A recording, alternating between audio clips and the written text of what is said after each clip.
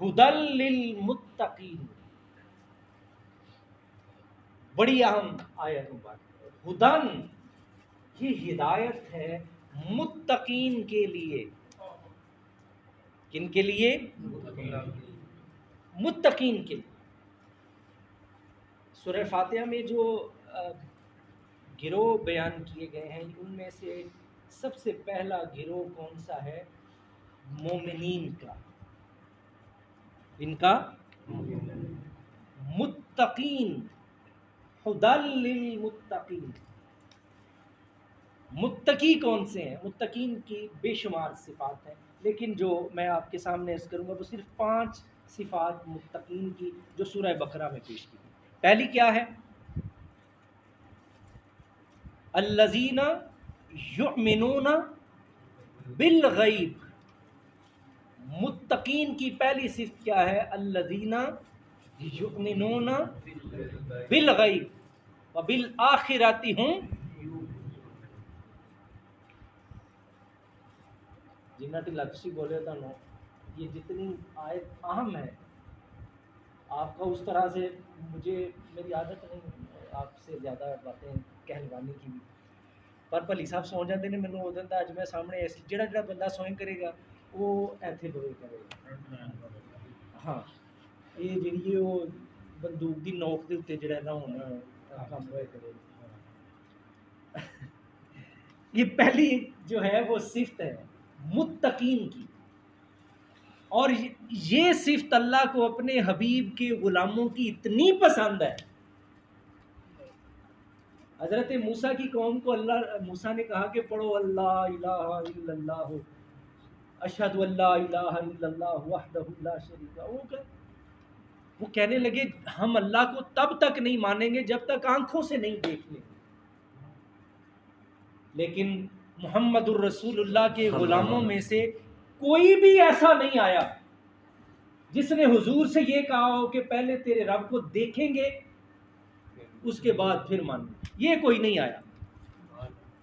اللہ کو یہ ادا اپنے حبیب کے غلاموں کی اس قدر پسند ہے. آپ میں سے کتنے لوگوں نے اللہ کو دیکھا؟ جی کسی ویکھیا کنرپور جو دسو، میں کسی کو کہن جو کا پڑا. کسی نے نہیں دیکھا، لیکن ہر کوئی کہتا ہے اشہد ان لا الہ الا اللہ واشہد ان محمدا عبدہ ورسولہ. یہ کیا ہے؟ یہ ایمان بالغیب ہے کہ ہم نے محمد الرسول اللہ نے کہا لوگو اللہ ہے، ہم نے کہا جی ہم بھی گواہی دیتے ہیں. ہمارا کلمہ جو ہے یہ کلمہ شہادت ہے. کیا ہے؟ کلمہ شہادت. یہ بڑی اہم بات آپ سے عرض کر رہا ہوں، اس لیے ذرا غور کیجیے. ہمارا کلمہ کلمہ شہادت ہے. شہادت اسے کہتے ہیں جو اپنی آنکھوں سے انسان دیکھ رہا ہے. شہید کو شہید کیوں کہتے ہیں؟ وہ اپنی آنکھوں سے رب کا دیدار کر رہا ہے. سبحان اللہ. جو حاضر ہو، جو موجود ہو.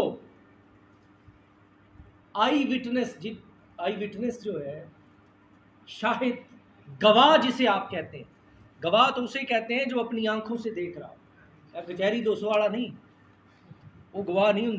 وہ کی ہوں چوری ہو رہی بھی نے تو انہیں آخیا 200 روپیہ دیا گے گواہ لے لیں گے جی گوانڈی نہیں اٹھیا ساڈا تو انہیں آخیا خیر کوئی گل نہیں.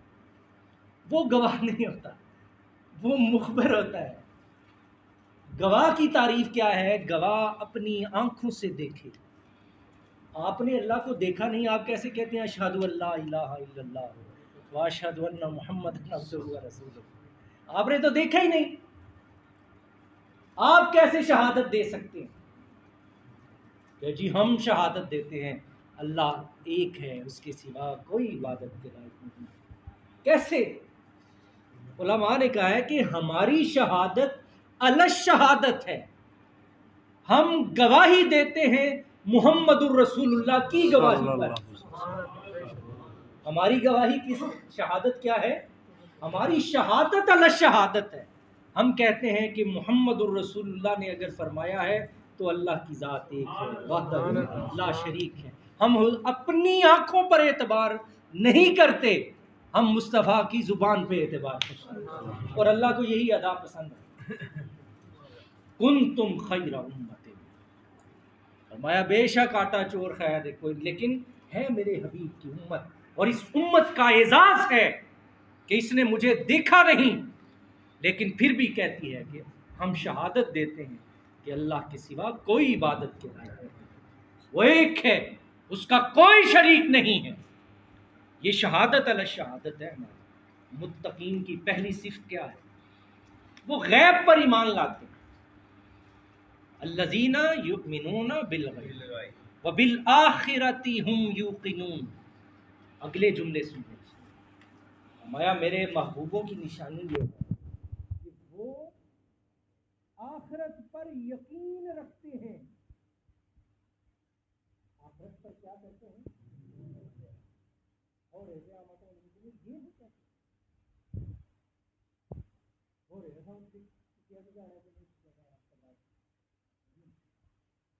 یقین جو ہوتا ہے، یقین حق یقین، کہ انسان کا زبان کہہ رہی ہو، دماغ تصدیق کر رہا ہو، اور دل جو ہے وہ اس پر مہر تصدیق کر دل، دماغ اور اس کی زبان،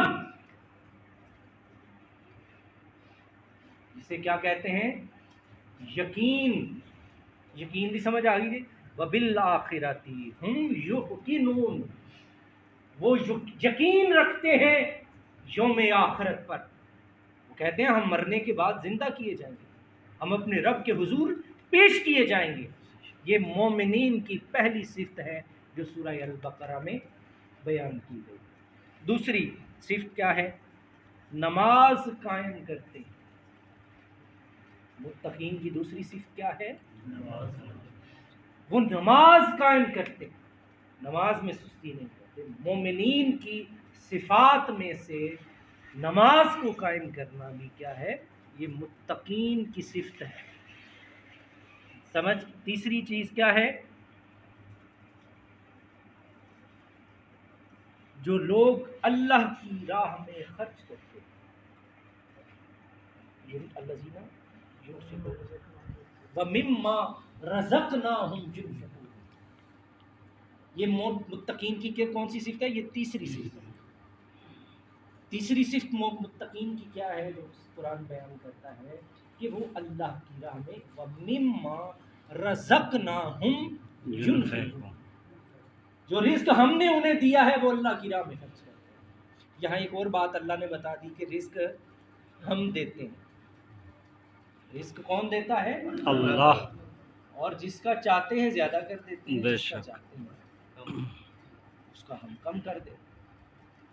رزق کس کی طرف سے ہے؟ من جان کی. اس کی تعداد، یہ کتنا دینا ہے، یہ میرے رب کو پتا ہے. کس وقت دینا ہے یہ بھی میرے رب کے قبضہ کی طرف ہے. اس کی تقسیم ہے. اور پھر فرمایا کہ اے نہیں کہ چمڑی جائے تو دمڑی نہ جائے. اور کئی مائیاں دے مٹیاں چوں پیسے نکلتے ہیں. پہلے زمانے کوئی بابے نے ساری زندگی اپنی دوائی میں لے وہ پیسے مٹیاں کے کھیساں کے تھلے رکھ کے تھے. وہ پچھوں منڈیا لبڑے تو زندگی چ منڈیا نے بعد چ اپنی اولاد کو وراثت اپنی زندگی میں تقسیم کرتے. یہ بات یاد رکھیے. اس کا ایک تاریخ پہلو بھی ہے جو ہمارے معاشرے میں ہے. اکثر بزرگ کہتے ہیں کہ اگر ہم نے زندگی میں ان کے نام زمین کر دی یہ مجھے پانی تک نہیں پوچھے گا. یہ المیہ ہے اس معاشرے میں. میں ایسے لوگوں کو جانتا ہوں، ہم نے اپنی آنکھوں سے دیکھا. ہمارے قرب و جوار میں ایک بزرگ تھے، ہم بہت چھوٹے تھے، ہم نے ان کو سسکتی موت مرتے دیکھا. تو وہ جب ہم کبھی بڑے ہوئے تو کسی نے بتایا کہ اس نے ایسا کیا تھا کہ اس نے جوانی میں اپنی زمین جو تھی، جو ساری وراثت تھی، وہ اپنے بیٹے کو دے دی تھی. اس کے بعد بیٹے نے اس کو پوچھا، باپ کس مبوسی کی حالت میں تھا، یہ معاشرے کا تاریک پہلو ہے، یہ بھی ایک چیز ہے، لیکن اس کے باوجود ہم نے اللہ کے حکم کو دیکھنا ہے۔ اللہ کا حکم یہی ہے، ایک تو اپنی اولاد کی تربیت کریں، ایسی کریں کہ وہ پھر آپ کو اس طرح سے نظر انداز نہ کریں، آپ اپنی اولاد سے تعلق ہی ایسا بنائیے، آپ کی اولاد کا آپ کے ساتھ رشتہ ہی ایسا ہونا چاہیے، باپ جلاد نہ ہو، یہ بھی کہیں نہیں۔ شریعت یہ نہیں کہتی کہ باپ اے نے کہ پیو گھر آ جائے تو جانے جڑے نے وہ جا کے کمرے چھپ جائیں، ایسے باپ جو ہوتے ہیں ان کا پھر یہی انجام ہوتا ہے۔ اپنی اولاد سے رشتہ قائم کیجیے، پیسے دینا رشتہ نہیں ہوتا، آسانی دینا رشتہ نہیں ہوتا، اولاد کے ساتھ ایک مودت ہے، اپنی اولاد کے ساتھ دوستانہ ماحول ہے، دوستی بھی ہو، عزت کا تعلق بھی ہو، ایسی اولاد انسان کو کبھی تنہا نہیں چھوڑے گی۔ اور اپنی اولاد، میرے رب کا جو حکم ہے وہ حق ہے، ہم ایک دو مثال کی وجہ سے یہ نہیں کر سکتے کہ ہم وراثت تقسیم نہ کریں، بیٹیوں کی وراثت ان کو دیجیے، بیٹوں کا حق انہیں اپنی زندگی میں دے کے جائیے، پیچھے سے تو لڑائی ہی لڑائی ہے، آپ کہنے میں ٹر جا تو پچھوں ہے پہ لڑتے رہے زمین، یا یہ ایک ہمارے معاشرے میں یہ ہوتا ہے، اے منڈے نے بہتے منوں پیسے باہروں کا لیا وہ ساری پیڑی وہ نال آ چڑ وہ دوسرے بیچارے، بیٹا بے شک آپ کا نافرمان ہی کیوں نہ ہو، اللہ نے اس کا حق رکھا ہے، آپ نے اس کو پیدا کیا ہے، آپ اس کی وراثت کو نہیں مار سکتے۔ یہ بھی نہیں کہ اس نے میری بہتی خدمت کی، انہیں منوں بہتے پیسے کر لے، ایتھے ووٹ وہ اس منڈے کے کہن سے دے نے جہاں باہر ہوں، ایتھوں والے کے کہن سے ووٹ بھی نہیں دینا، ایسا ہی ہے۔ یاد رکھیے گا، اولاد کے اندر مساوات قائم کیجیے۔ حضرت یوسف علیہ، حضرت یعقوب یہ نبی ہیں، یوسف سے محبت زیادہ ہو گئی، دوسرے بھائی کیا ہو گئے، حسد شروع ہو گئے، انہوں نے کہا ہم میں کون سی کمی ہے، سورہ یوسف میں ہے نحن عصبۃ، ہم تو اتنے زیادہ ہیں، لیکن محبت یہ یوسف سے کرتے ہیں۔ ظاہر ہے نبوت سے سرفراز کیا تھا حضرت یوسف کو، وہ محبت فطری تھی، لیکن اللہ اس میں ہمیں سمجھانا چاہتے تھے کہ اپنی اولاد میں محبت میں مساوات رکھنی چاہیے، کسی بیٹے کو یہ احساس نہ ہو کہ میں خوبصورت نہیں ہوں تو میرا باپ اس لیے میرے ساتھ محبت نہیں کرتا، میں کماتا نہیں ہوں اس لیے میرا باپ میرے ساتھ محبت نہیں کرتا۔ یہ معاشرت، یہ مساوات کا دین ہے۔ محمد الرسول اللہ صلی اللہ علیہ وسلم کی حیات طیبہ کو پڑھیے، اپنی اولاد سے تعلق کیسے قائم کرنا۔ آپ سوچ سکتے ہیں کہ سیدہ فاطمہ حضور کے گھر آتی، حضور کھڑے ہو کر استقبال کرتے تھے، فاطمہ زہرا کے ہاتھوں کو چومتے تھے، اور جہاں خود بیٹھے ہوتے تھے اپنی بیٹی فاطمہ کو وہاں بٹھا لیتے تھے۔ میں اس سے آگے آپ کو کوئی مثال نہیں دے سکتا، اس سے آگے اس کائنات میں کسی شخص نے ایسی مثال قائم ہی نہیں کی۔ بیٹی ہے، آپ میں سے کون ہے جو اپنے بیٹے کا ہاتھ چومتا ہے، اپنی بیٹی کا ہاتھ چوم کر اسے اپنی جگہ پر بٹھا کر کھڑے ہو کر استقبال کرتا ہے؟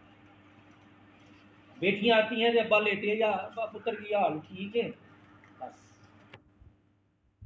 یہ اسلام ان چیزوں کی تعلیم نہیں دیتا، بلکہ کیا ہے، اپنی اولاد کے ساتھ کیا ہے، یہ تعلق ہے، اپنی اولاد کو عزت دیجیے، اکرموا اولادکم، محمد الرسول اللہ کا فرمان ہے، میرے نبی نے ارشاد فرمایا لوگوں اپنی اولاد کو عزت دو، اپنی اولاد کو تکریم دو،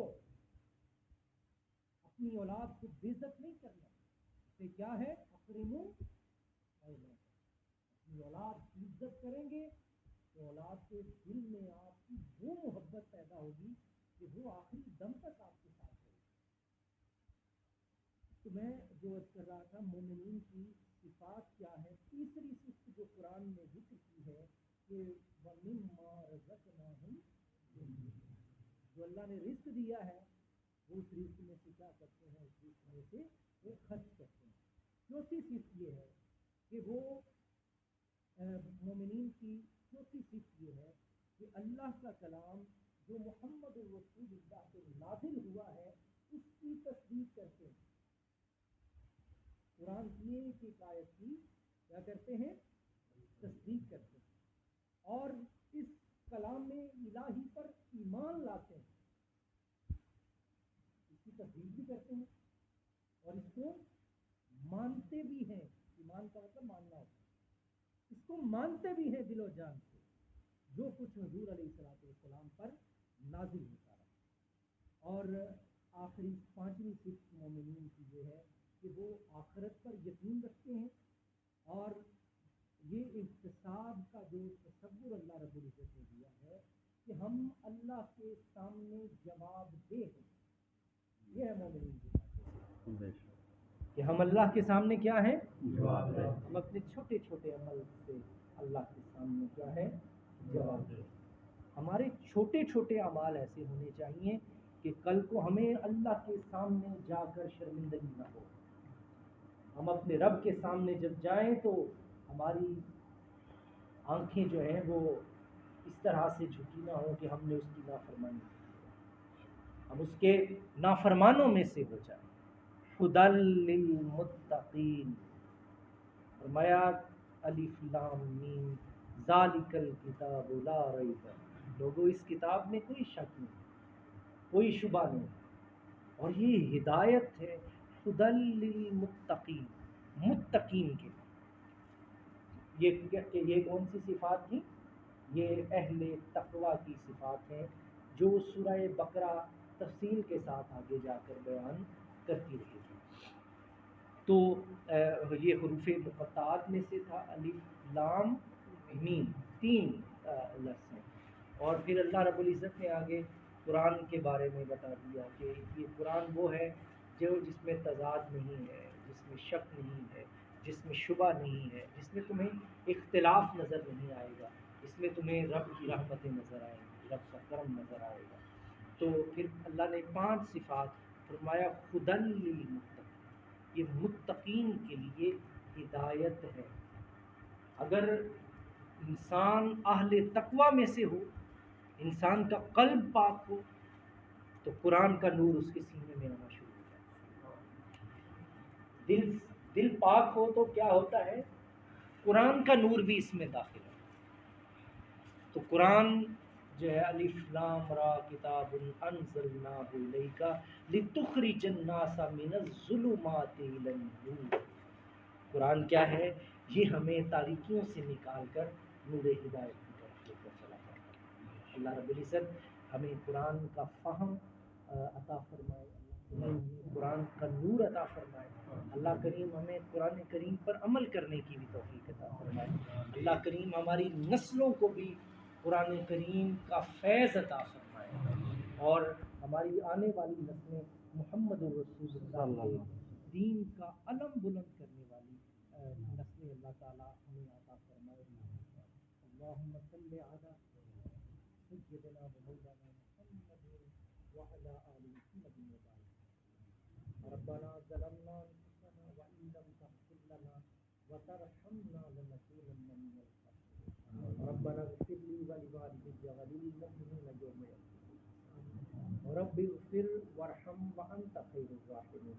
مولا کریم اپنے حبیب نبی کریم صلی اللہ علیہ وسلم کے فضائل اس محفل پاک میں درس قرآن میں اپنی بارگاہ قبول و منظور فرما. مالک سانو قرآن دا فہم عطا فرما، مالک قرآن دا نور عطا فرما، مالک قرآن تے عمل کرنے کی توفیق عطا فرما. مالک ساڈیاں نسلاں نوں قرآن دا نور عطا فرما، مالک قرآن دا فہم عطا فرما. مولا کریم اس بستی تے اپنی رحمت نازل فرما. مولا کریم حاضرین تے اپنی رحمت عطا فرما. مالک سب دیاں پریشانیاں دور فرما. مالک جڑے مشکلات وچ مبتلا نے سب دیاں مشکلات آسان فرما. مالک جنہاں دے رزق وچ مولا کریم فراوانی، مولا کریم سب کو رزق فراواں عطا فرما، مالک وسیع رزق عطا فرما، مالک جڑے ماں باپ دے بچے بچیاں دے رشتے تے مشکلات میں آسان فرما، مولا کریم رحمت دی بارش نازل فرما، مولا کریم ملک پاکستان دی تنگ دستی دور فرما، مالک دے بدخواہاں نوں نامراد فرما، مالک ملک پاکستان نوں عروج عطا فرما، صلی اللہ تعالی خیر خلقہ محمد وعلی آلہ وصحبہ اجمعین برحمتک یا ارحم